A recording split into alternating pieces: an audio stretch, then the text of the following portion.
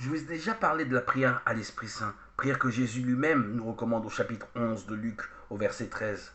Combien plus le Père Céleste donnera-t-il l'Esprit Saint à ceux qui le lui demandent? Mais je voudrais répondre aujourd'hui à cette haute question si souvent posée. Mais qu'est-ce donc la prière? Moi, je ne sais pas prier. Dès que je prie, je suis envahi par les distractions. Ma prière ne vaut rien, ne sert à rien. D'ailleurs, pourquoi Dieu interviendrait-il comme cela à tout bout de champ dans notre vie? Écoutons d'abord Jésus lorsqu'il nous donne ses conseils sur la prière. Il nous parle essentiellement d'un Père. Lorsque vous priez, dites notre Père qui est aux cieux. Ou bien, lorsque tu pries, entre dans ta chambre et là, dans le secret, prie ton Père qui est dans le secret. Ou encore, lorsque tu pries, ne multiplie pas les paroles comme les païens, car ton Père sait bien ce dont tu as besoin. Puisque Dieu est Père, il nous faut nous adresser à lui dans nos prières avec la simplicité des enfants, car le royaume des cieux leur appartient. Cela veut dire en clair qu'il n'y a aucune formule, aucune manière arrêtée pour prier. Il suffit de lui parler dans son cœur, dans le secret à ce Père. Et cela aussi bien dans le métro que dans la rue, dans notre chambre ou dans une église, dans notre cuisine que dans notre atelier ou notre bureau. Il suffit de lui dire notre joie, nos détresses, nos soucis, nos tentations, notre amour et notre reconnaissance. Tout cela vaille que vaille, comme on le ferait avec son père, sa mère ou son épouse. Jésus insiste sur la prière dans le secret, dans un face-à-face avec le Père. Il est donc indispensable de savoir sacrifier chaque jour un temps assez long, de 20 minutes à 1 heure, un temps donné gratuitement au Père. L'Évangile nous révèle que ce fut la manière de faire de Jésus. Il se lève tôt le matin, va dans la montagne, et là, il prie. Au temple, c'est dans l'Uéron, le sanctuaire, l'endroit tranquille qu'il prie. Cette prière gratuite, cette prière qui est perte de temps, ce temps qui, au fond, est notre seule richesse, est une filiale reconnaissance de notre totale impuissance dans notre domaine spirituel.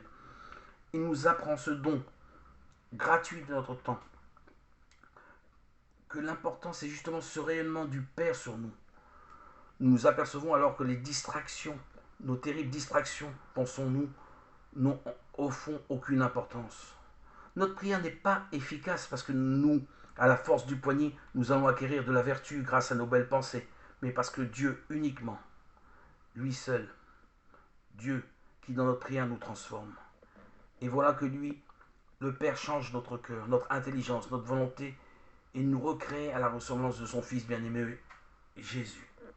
Et comme ce Fils bien-aimé est aussi le Fils de Marie, un clin d'œil à la Vierge Marie n'est jamais inutile à ces moments-là.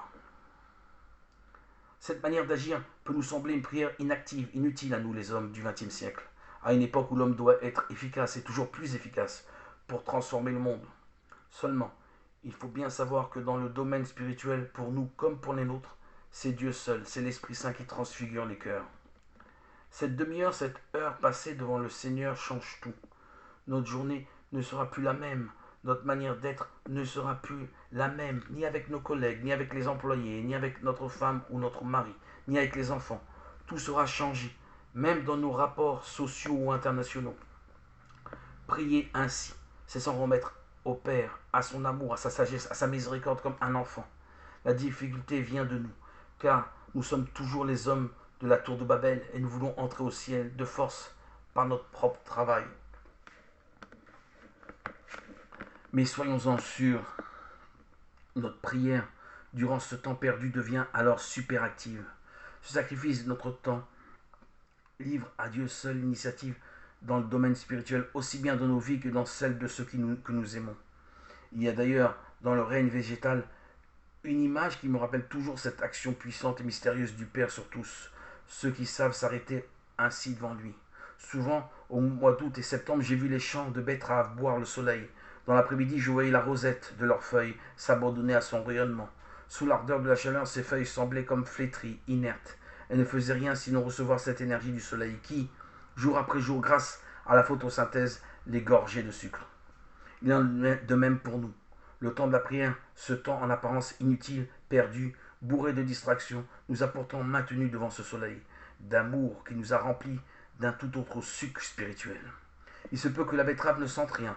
L'action de Dieu dans la prière n'est pas non plus forcément une action sensible, mais peu à peu, investie, envahie par Dieu, nous sortons tout autre de ce temps où dans le secret nous avons parlé avec notre Père, ou même sans lui parler, nous sommes restés devant lui pour affirmer notre foi en son action toute puissante. Oui, Dieu s'intéresse toujours à nous, immensément à nous, à toute notre vie, à tous les détails de notre vie, parce qu'un père ne se désintéresse jamais de ses enfants et de tout ce qui leur arrive.